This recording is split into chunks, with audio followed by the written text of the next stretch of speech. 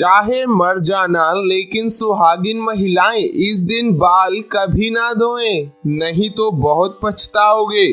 साथ ही हम जानेंगे कि सुहागिन महिलाएं बिना बाल धोए किसी भी पूजा पाठ में शामिल हो सकती हैं या व्रत कर सकती हैं। इसी के साथ ही हम जानेंगे महिलाओं की कुछ ऐसी गलतियों के बारे में जिससे घर में आती है बर्बादी। तो इस वीडियो को एंड तक जरूर देखिएगा और हमारे इस चैनल को सब्सक्राइब करके बेल आइकन जरूर दबा दें ताकि हमारी आने वाली हर नई वीडियो की नोटिफिकेशन आपको सबसे पहले मिल सके।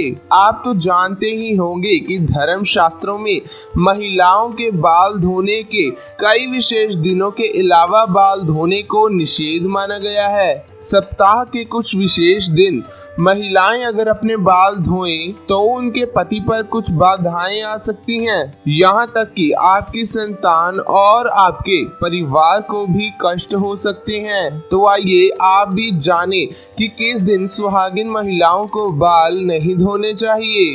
बुधवार के दिन कुंवारी लड़कियों को विशेष तौर पर बाल नहीं धोने चाहिए। यदि कोई कुंवारी लड़की बुधवार के दिन अपने बालों को धोती है तो उसके भाई पर बहुत ही बड़ी बाधा आ सकती है जिसका आप अंदाजा भी नहीं लगा सकते। इसीलिए जितना संभव हो सके कि कुंवारी लड़कियों को बुधवार के दिन बाल नहीं धोने चाहिए। बृहस्पतिवार यानी गुरुवार के दिन अगर कोई सुहागिन महिला अपने बाल धोती है तो उसके पति की आयु कम होती चली जाती है। सुहागिन महिलाओं को बृहस्पतिवार के दिन विशेष तौर पर अपने बाल नहीं धोने चाहिए और ना ही बृहस्पतिवार के दिन नाखून और बाल आदि काटने चाहिए। ऐसे में आपको घर में पोछा भी नहीं लगाना चाहिए और बृहस्पतिवार के दिन कपड़े आदि भी नहीं धोने चाहिए। अगर आप ऐसा करती हैं तो आपके परिवार पर बहुत बड़ी विपदा आ सकती है। सोमवार, यदि कोई सुहागिन महिला अपने बाल सोमवार के दिन धोती है तो उसकी बेटियों और बेटों पर यानी संतान पर कष्ट आने की संभावना बनी रहती है। परिवार को किसी आर्थिक समस्या का सामना करना पड़ सकता है। ऐसे में शादीशुदा महिलाओं को सोमवार के दिन भी बाल कभी नहीं धोने चाहिए। परिवार को संकटों से बचाने के लिए महिलाओं को इन नियमों का पालन जरूर करना चाहिए। आइए अब जानते हैं कि किस दिन महिलाओं को बाल अपने जरूर धोने चाहिए। दोस्तों, शुक्रवार के दिन महिलाओं को बाल जरूर धोने चाहिए। इससे घर में बरकत आती है और घर में सुख समृद्धि बढ़ती है। जो महिलाएं शुक्रवार के दिन बाल धोती हैं उनके पति जल्द ही धनवान बन जाते हैं। यदि दोस्तों आप शुक्रवार के दिन बाल ना धो पाए और आपको किसी पूजा पाठ या फिर शुभ कार्य में बैठना हो तो आप बिना बाल धोए भी बैठ सकती हैं और इसके लिए आपको चाहिए कि अपनी मांग में सिंदूर जरूर लगाएं। तो इसके बाद आप किसी भी धार्मिक पवित्र कार्य में बैठ सकती हैं। हालांकि पुरुषों के लिए धार्मिक कार्य में बैठने से पहले बाल धोना अवश्य है। दोस्तों, महिलाओं की मांग के हिस्से को गंगा स्थान माना जाता है।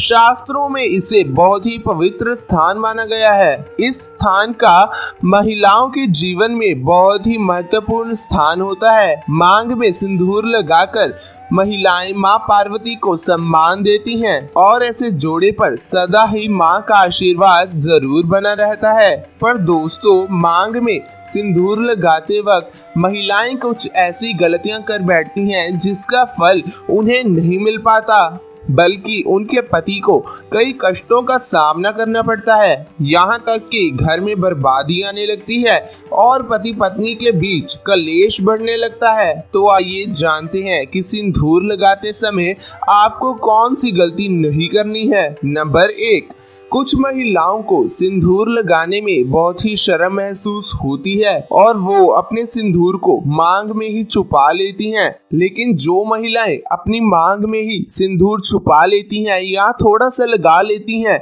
तो उनके पति को सम्मान नहीं मिल पाता और वो समाज में भी छिपे ही रह जाते हैं। नंबर 2, जो महिलाएं सिंदूर खूब लंबा लगाती हैं उनके पति को मान सम्मान की हानि कभी भी नहीं होती।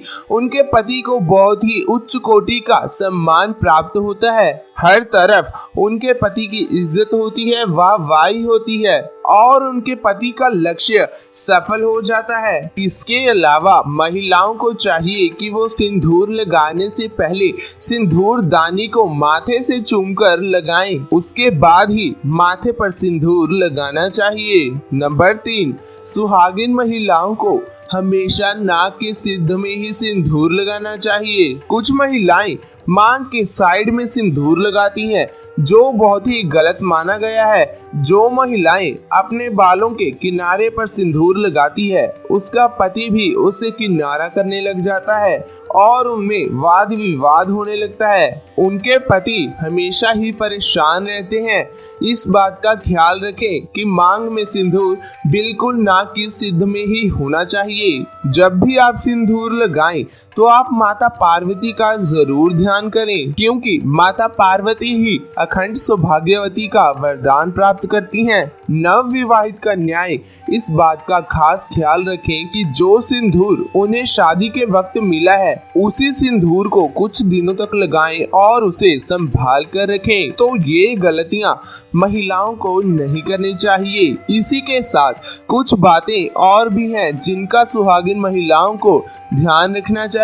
दोस्तों, एक महिला ही घर को संवारती है और उसे मार्ग प्रशस्त करती है, लेकिन कुछ काम ऐसे हैं जो काम करने से उनके घर से माँ लक्ष्मी चली जाती है। क्या आपको पता है कि महिलाओं को वास्तु शास्त्र के अनुसार ऐसे काम नहीं करने चाहिए? अगर महिलाएं ऐसे कार्य करती हैं तो उससे घर में दरिद्रता आती है और सदा घर में तनाव बना रहता है। तो आइए जानते हैं वास्तु शास्त्र के अनुसार महिलाओं को कौन से काम नहीं करने चाहिए। नंबर 1, घर की सफाई।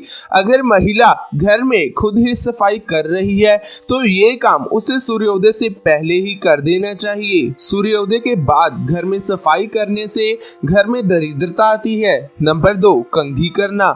सूर्योदय के बाद कंघी करने से घर में वास्तु दोष लगता है। शाम में बालों में कंघी करने से बचें, इससे लक्ष्मी माँ रुष्ट हो सकती हैं। नंबर 3, खाना पकाना। महिलाओं को स्नान करने के बाद ही रसोई घर में प्रवेश करना चाहिए। स्नान करने के पहले रसोई घर में प्रवेश ना करें। नंबर 4, नहाना। घर की सफाई करने के तुरंत बाद ही महिला को नहा लेना चाहिए। देर से स्नान करने से घर में दरिद्रता आती है और स्नान करने के बाद महिलाओं को पूजा पाठ करना चाहिए। तो दोस्तों, आपको यह वीडियो कैसा लगा? अगर अच्छा लगा तो इसे लाइक कर दें और आपके दोस्तों के साथ शेयर कर दें। हमारे चैनल को सब्सक्राइब करना कभी ना भूलें और साथ के बेल आइकन को दबा दें ताकि हमारी आने वाली हर नई वीडियो की नोटिफिकेशन आपको सबसे पहले मिल सके। मिलते हैं अगले वीडियो में। आपका बहुत बहुत धन्यवाद।